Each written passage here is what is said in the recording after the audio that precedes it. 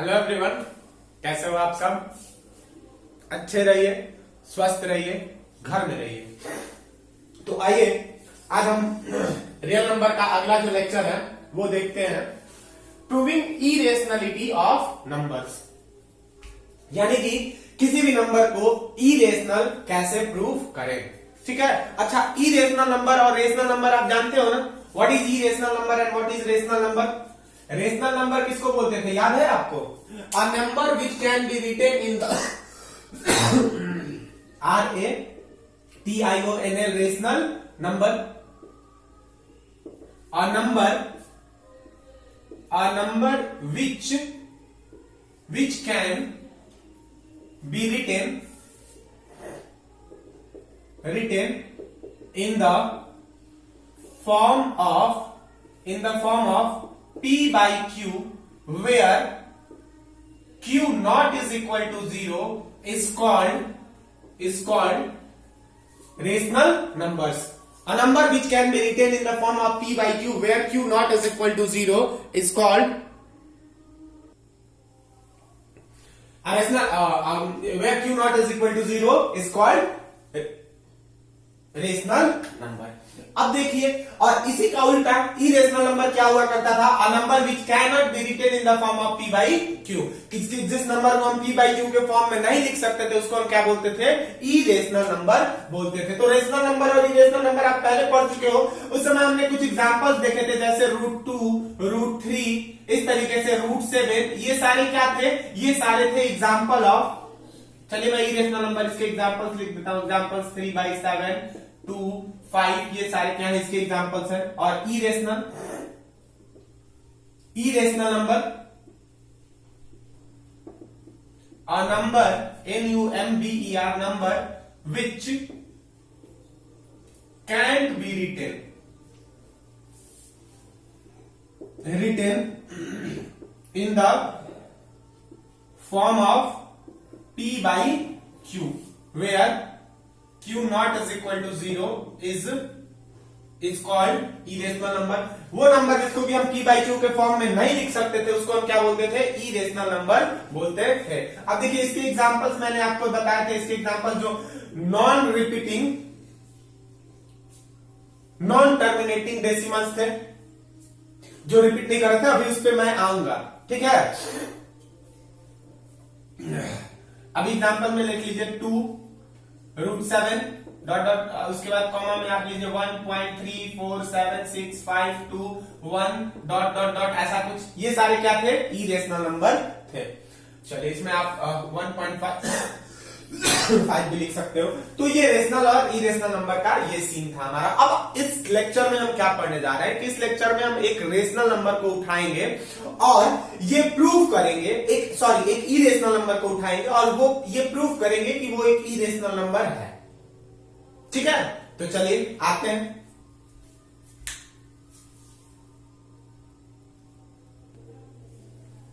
Prove that √2 is an irrational number।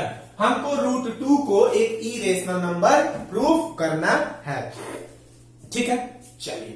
तो देखो maths में बहुत सारी चीजें होती हैं कि हम पहले मान लेते हैं कि वो एक रेशनल नंबर है। देखो मैथ्स में कुछ चीजें होती हैं जिसको कि हम मान लेते हैं कि ये एक रेशनल, ये कोई चीज है, और फिर वो माना हुआ जो एजम्पशन है उसको गलत साबित करके इस सही चीज को प्रूव करते हैं। ठीक है, जैसे कॉन्ट्ररी होता है, लेट अस, ये लिखने का तरीका है, एग्जामिनर आपको अच्छा मार्क्स दे देगा। लेट अस एज्यूम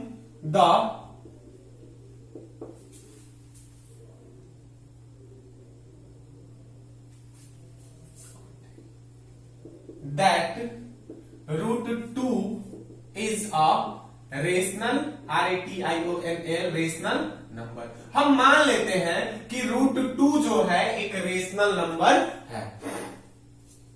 इस मानी हुई बात को गलत प्रूफ कर देंगे तो हो जाएगा कि √2 एक इरेशनल नंबर। √2 एक रेशनल नंबर है, √2 एक रेशनल नंबर है। इस चीज को अगर गलत प्रूफ कर दे तो अब बचा क्या, यानी कि वो इरेशनल होगा। समझ में आ रही है बात की नहीं आ रही है। वो सही है, कोई मुकदमा है, वो सच बोल रहा है। अगर इस चीज को हम प्रूव कर दे कि ये गलत बात है, इसका मतलब वो क्या है, वो झूठ बोल रहा है। समझ रहे हो इस चीज को? तो हमने क्या किया, हमने एज्यूम किया कि √2 एक क्या है, रेशनल नंबर है। चलिए,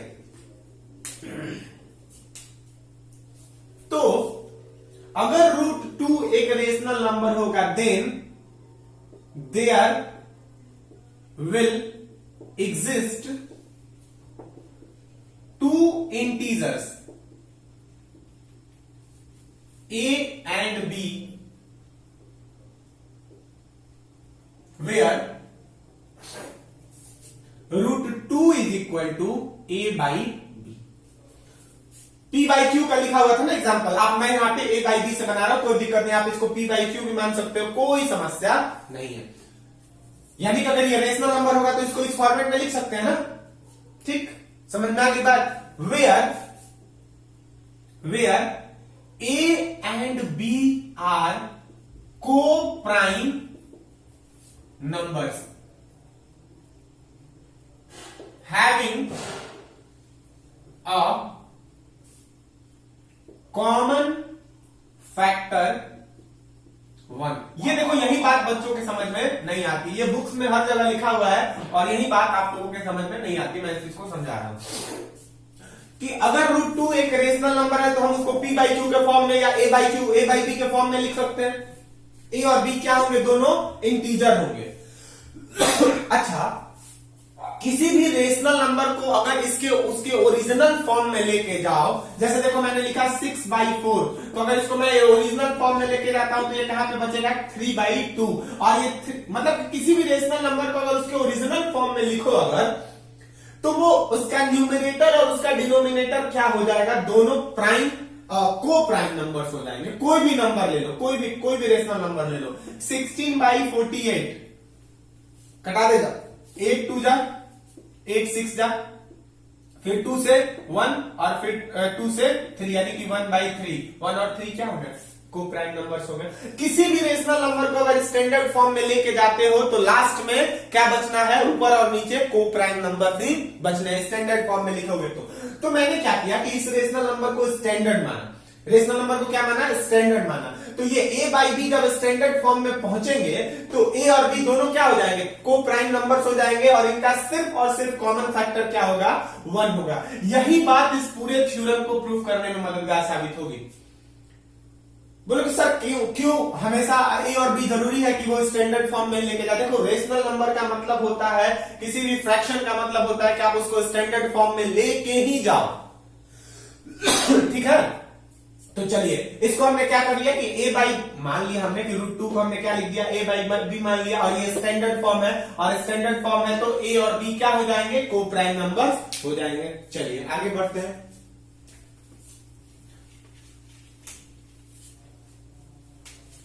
स्क्वायरिंग बोथ साइड्स, अगर दोनों साइड्स को अगर हम स्क्वायर कर दें तो ये हो जाएगा a² / b² = 2, a² / b² = 2। तो यहां से a² किसके बराबर हो जाएगा, 2b² के बराबर हो जाएगा। a² किसके बराबर हो जाएगा, 2b² के बराबर हो जाएगा। अच्छा, अब एक चीज मुझे बताओ कि क्या इससे 2b² का, सुनिएगा, इससे 2b² का 2 एक फैक्टर हो सकता है? कोई एक मैं नंबर लिख दूं 2x, तो 2x का 2 एक फैक्टर होगा? बताओ तो मुझे। अब इस 2x में 2 से डिवाइड करके देखेंगे तो x बार में कंप्लीटली चला जाएगा कि नहीं चला जाएगा? तो यस कह सकते हैं कि 2 is a factor of 2x। तो जरा मुझे कोई बताए कि इस 2b² का 2 एक फैक्टर होगा?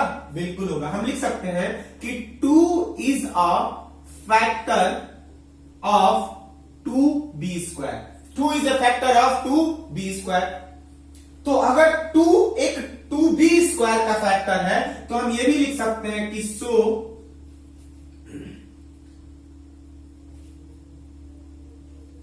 2 is also a factor, FACTOR, factor of a²। बोलो ये कैसे सर? अरे यार 2b² a² के बराबर है, तो अगर 2b² का फैक्टर है तो 2a² का फैक्टर हो जाएगा, और अगर 2a² का फैक्टर होगा तो 2 is also a factor of a। बोलो ये कैसे सर? मैंने पिछले में बताया था कि कोई प्राइम नंबर अगर किसी नंबर के स्क्वायर का फैक्टर है तो वो उस नंबर का भी क्या होगा? फैक्टर होगा। समझ गए इस चीज को? बोलिए, समझ गए कि नहीं समझ गए? 2 is also a factor of a। इतनी बात समझ में आई? अगर 2 जो है दिख रहा है कि 2b² का फैक्टर है, अगर 2b² का फैक्टर है तो 2a² का भी फैक्टर होगा, क्योंकि ये दोनों क्या है? बराबर है। अगर 2a² का फैक्टर है तो 2a का भी फैक्टर होगा।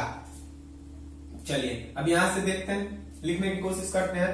अच्छा a, अब सुनो, 2 जो है a का फैक्टर है। 2 क्या है? a का फैक्टर, यानी कि a को वो कंप्लीटली क्या कर दे रहा है? 2 जो है a को क्या कर सकता है? कंप्लीटली डिवाइड कर सकता है, कर सकता है ना? a को क्या कर सकता है? 2 कंप्लीटली डिवाइड कर सकता है। तो हम a के बदले ये लिख सकते हैं क्या? a is equal to 2c, where c is some integer. एक नया टर्म आ गया। लिख सकते हैं ये चीज या नहीं लिख सकते? बताइएगा आप जरा। a is equal to 2c, INTZ यार। अभी हमने देखा था कि 2 जो है a का फैक्टर है, यानी कि a को कंप्लीटली 2 क्या कर दे रहा है? डिवाइड कर दे रहा है। तो कितने बार में डिवाइड करेगा ये नहीं पता है, लेकिन कंप्लीटली डिवाइड कर देगा। 1 बार में, 2 बार में, 4 बार में, 5 बार में, 10 बार में, 12 बार में, नहीं पता है हमको। तो उसके लिए हमने क्या कर लिया? मान लेते हैं कि a को 2c टाइम्स में डिवाइड कर दे रहा है, तो a इज इक्वल टू क्या हो जाएगा? 2c हो जाएगा। अगर किसी नंबर को x को 2 जो है a बार में डिवाइड कर दे रहा है, x को 2 कितने बार में डिवाइड कर दे रहा है? a बार में, तो x is equal to 2 into a नहीं लिख सकते, x is equal to 2a। किसी नंबर 10 को अगर मान लेते हैं कि 2 जो है 5 बार में डिवाइड कर दे रहा है, तो 10 इज इक्वल टू 2 इंटू 5 नहीं लिख सकते हैं? लिख सकते हैं ना? यहां से हमको क्या पता चला? यहां से हमको पता चला कि 2 जो है a का फैक्टर है, यानी कि 2 a को कंप्लीटली डिवाइड कर देगा। अब कितने बार में करेगा ये नहीं पता है, तो हम एजम्पशन के लिए मान लेते हैं कि c बार में करेगा, तो a is equal to 2c हो गया। चलिए अब फिर से क्या करेंगे? Squaring, SQUARING, squaring both sides, दोनों साइड्स को क्या कर देंगे? स्क्वायर कर देंगे। तो यहां से क्या हो जाएगा? a²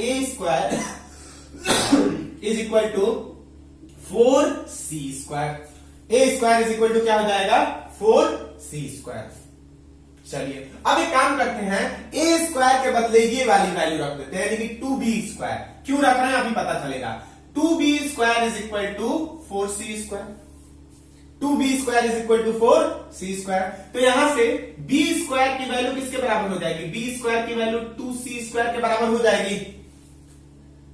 2 से 2 कट गया, यहां पे a² की जगह पर हमने यहां से उठाया 2b², और यहां पे क्या रख दिया? 2 से 2 कटा दिया, यानी कि b² is equal to 2c²। अब एक मुझे बात बताओ कि 2 जो है 2c² का फैक्टर होगा। जैसे 2b² का फैक्टर था, वैसे ही 2c² का भी फैक्टर होगा। तो यहां पे वही बात लिख देंगे, यही वाली, कि 2 is a factor of 2c²। तो अगर 2c² का फैक्टर है तो 2b² का भी फैक्टर होगा, क्योंकि ये दोनों आपस में क्या है? बराबर है। 2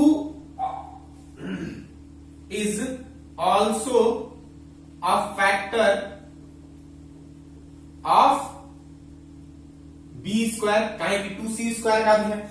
चलिए तो अब 2b² का फैक्टर है, यानी कि 2 एक क्या है? प्राइम नंबर है, और वो किसी नंबर के स्क्वायर का फैक्टर है, तो वो उस नंबर का फैक्टर होगा।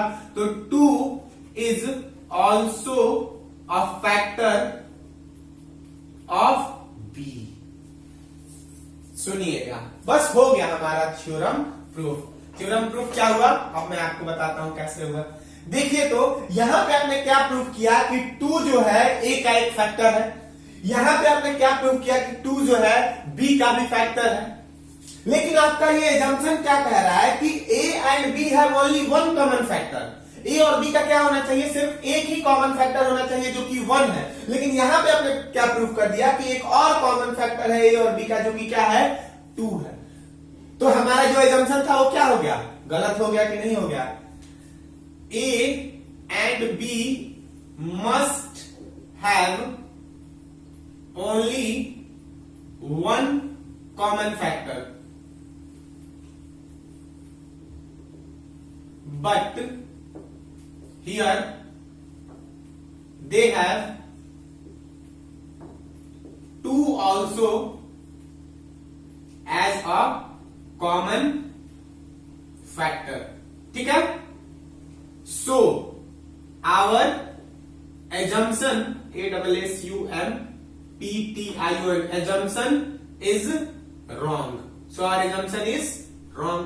तो हमारा एजम्पशन गलत है, यानी कि ये क्या है, एक रेशनल नंबर है। सॉरी, एक रेशनल नंबर का एजम्पशन क्या है, गलत है। रेशनल नंबर हमने माना था जो कि क्या हो गया, गलत हो गया, यानी कि ये क्या है, इरेशनल नंबर है। ठीक है, समझ में आ गई बात। अब देखिए इसी में एक अब देखो इसमें भी बहुत सारे, जैसे यहां पे आप अगर मान लेते हैं कि कर दीजिए prove that root 5 is a rational number. बहुत सारे क्वेश्चन है, एनसीईआरटी का भी ये शायद एक सवाल है, रूट 5 इज इरेशनल नंबर। आपको कुछ नहीं करना है, यहाँ पे देखिए क्या क्या चेंजेस करने हैं, बस जहां जहां रूट 2 है वहां पे क्या कर देना है, रूट 5 कर देना है, क्योंकि बार रूट 5 को हमने क्या मान लिया, इरेशनल। तो अब यहाँ पे देखिए, यहाँ पे क्या हो जाएगा, root 5 is equal to A by B. आप प्रैक्टिस कीजिएगा, यहाँ पे तब क्या हो जाएगा, यहाँ पे क्या हो जाएगा, 5 हो जाएगा, यानी कि A square is equal to 5 B square, sorry A square is equal to 5 B square. तो अब यहाँ पे वहां पे 2 था, यहाँ पे क्या हो जाएगा, 5 is a factor of 5 B square, so 5 is also a factor of A square, so 5 is also a factor of A. समझ गए। अब देखिएगा यहाँ पे हम क्या लिख देंगे, अगर a जो है 5 का फैक्टर है, यानी कि 5 a को क्या कर सकता है, कंप्लीटली डिवाइड कर सकता है। कितने बार में, एक बार में, 2 बार में, 3 बार में, 4 बार में। हमने मान लिया कि c बार में डिवाइड करता है, तो अब a की वैल्यू किसके बराबर हो जाएगी, a is equal to 5c। तो यहां से हो जाएगा a square is equal to 25c square, a square is equal to 25c square. अब a स्क्वायर के बदले हम क्या रख सकते हैं, यहाँ पे a स्क्वायर के बदले हम रख देंगे 5 बी स्क्वायर, और इधर क्या हो जाएगा हमारा 25 सी स्क्वायर। तो B square is equal to, इधर सिर्फ बचेगा 5 C square, B square is equal to 5 C square. अब यहां पे आ जाइए, ध्यान केंद्रित कर लीजिए, 5 is a factor of 5 C square. तो अगर 5 सी स्क्वायर का फैक्टर जो कि दिख रहा है, तो 5 किसका फैक्टर होगा, 5 will also be a factor of B square, और अगर 5 बी स्क्वायर का फैक्टर है तो 5 किसका फैक्टर हो जाएगा, बी का भी। अब देखो यहां पे ए और बी दोनों का कॉमन फैक्टर क्या हो गया, 5 हो गया, लेकिन हमारा एजम्पशन क्या है कि 1 होना चाहिए। तो इस तरीके से हमारा एजम्पशन गलत हो गया और ये प्रूफ हो गया।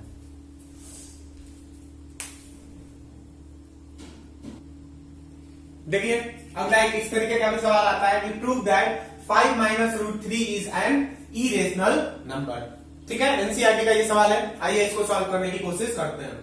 अच्छा, इसका बहुत एक आसान तरीका है सॉल्व करने का।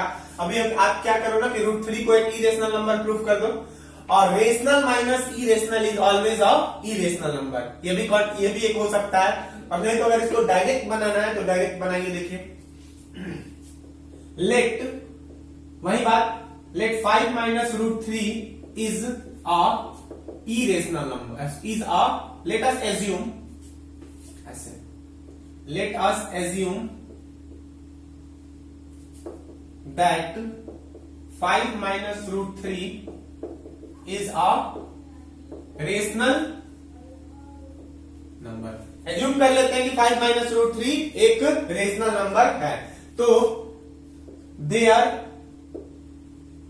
must be 2 co-prime integers, INTIGER, A and B, such that अगर ये रेशनल नंबर है तो 2 को प्राइम इंटीजर्स रहेंगी।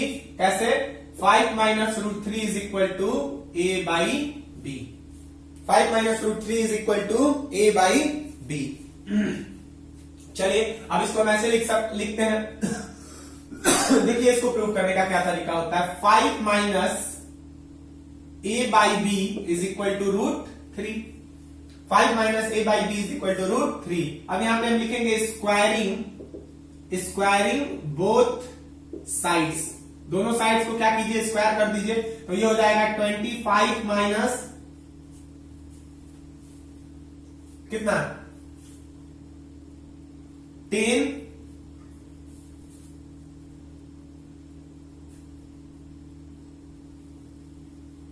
a by B plus a square by B square. यही हो जाएगा ना मेरे ख्याल से। और या इसको स्क्वायर करने की भी जरूरत नहीं है। एक सेकेंड बस यहीं पे सॉल्व हो गया। तो स्क्वायर मत कीजिए, इसको बन गया यहीं पे। देखिए और आसानी है ये। 5 इसको b कॉमन ले लीजिए तो ये कितना हो जाएगा, ये 1 नीचे बचेगा ना। तो ये कितने टाइम्स में, b टाइम्स में ना। 5b minus a upon b is equal to √3। अब देखिए हमारा जो एजम्पशन है वो गलत हो चुका है। गलत कैसे हो चुका है मैं आपको बताता हूं। हमने क्या लिया था, हमने a और b को क्या लिया था, a और b को इंटीजर लिया था। Since since a and b are integers, integers, so LHS 5b minus a by b is a rational number। अब बोलो सर ये कैसे, देखो यही चीज इंपॉर्टेंट है। तुम कोई भी इंटीजर की वैल्यू इसमें पुट करके देख लो, a और b के बदले कोई भी इंटीजर की वैल्यू पुट करके देख लो। प्लस माइनस मतलब माइनस इंफिनिटी से लेकर प्लस इंफिनिटी तक के बीच के इंटीजर बोलते हैं ना। कोई भी इंटीजर की वैल्यू पुट करके देख लो, ये हमेशा क्या आएगा, एक रेशनल नंबर ही आएगा। Since LHS is a rational number but RHS √3 is irrational number। RHS क्या है, irrational number है। √3 ये क्या है, irrational number है। तो यहीं पे हमारा assumption क्या हो गया, गलत हो गया। So our assumption is failed, that's why it is a rational number। irrational number मतलब कि हमारा रेशनल नंबर का एजम्पशन क्या हो गया, फिर जो भी हमने एजम्पशन किया था यहाँ पे क्या हो गया, फेल हो गया। तो इसकी वजह से ये इरेशनल नंबर। अगला सवाल एनसीईआरटी का है। Prove that √5 plus √3 is a irrational number, is an irrational number. वही बात है, चलिए मान लेते हैं इसको कि let √5 plus √3, let √5 plus √3 be a rational number